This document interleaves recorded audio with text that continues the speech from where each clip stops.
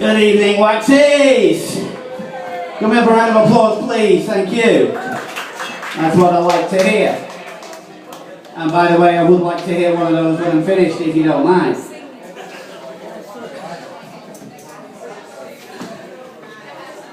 Okay then, now my first poem tonight, without further ado, may or may not have actually happened to me here. I heard that. It's called A Waxie's Ghost Story. And it goes something like this.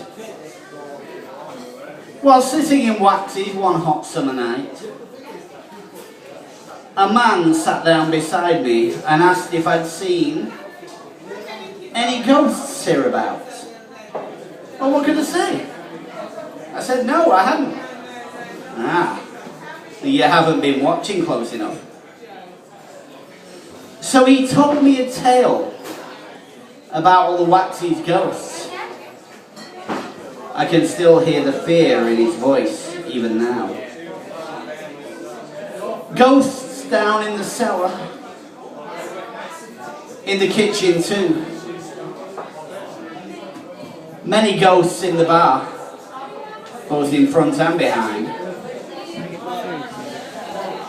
By the time he finished, my blood was like ice. I turned round to look at him, but he'd gone. Was he a ghost too?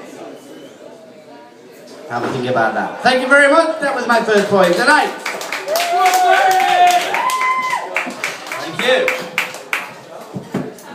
Okay then, now my second poem tonight. We're lightening things up quite considerably here tonight.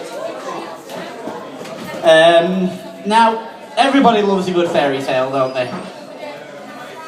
Good, I've got some nods of the heads there and some hands up, that's all good. And this one is called a fairy tale, but it's my version of a fairy tale, basically.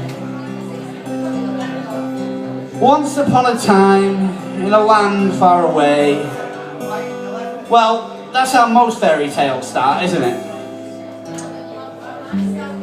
But what if instead it was last week at Waxie's?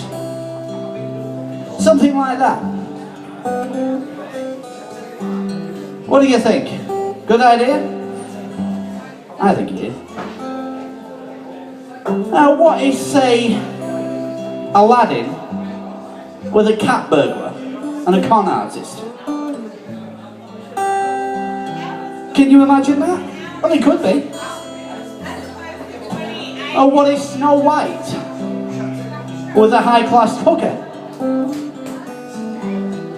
And the dwarves, well, let's just leave it there, shall we? But you see my point, don't you? Fairy tales would be far more interesting than the old ones, don't you think? Thank you very much. That is my second and final poem for tonight. Thank you.